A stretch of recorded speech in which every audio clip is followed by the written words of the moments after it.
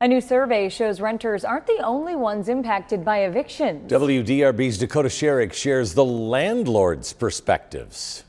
There's a lack of research focusing on the factors that come into play when a landlord is making the decision to pursue eviction. So, through more than 200 landlord responses and nearly a dozen interviews, the Metropolitan Housing Coalition conducted its own survey of landlords. The report really was focused on trying to understand the dynamics of our landlords and their perception of evictions and the process. They discovered nearly 70% of property owners strongly agree they would rather avoid eviction, with almost 80% asserting they provide tenants with multiple opportunities to avoid it.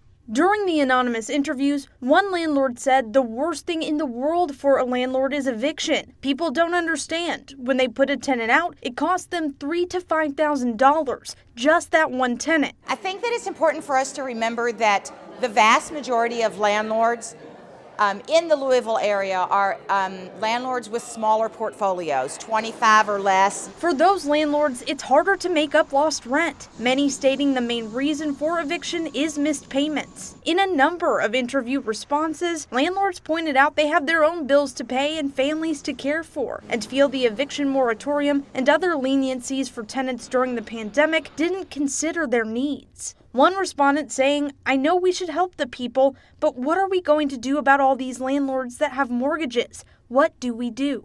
I think it goes back to communication. Lack of communication was a top reason survey participants stated they ultimately filed an eviction. They don't want to talk to landlords because they're embarrassed. But the number one thing that we say in the Office of Housing is communicate with your landlord. Those involved with the survey hope to use the data collected to create programs that help both tenants and landlords in eviction prevention. In Louisville, Dakota Sherrick, WDRB News.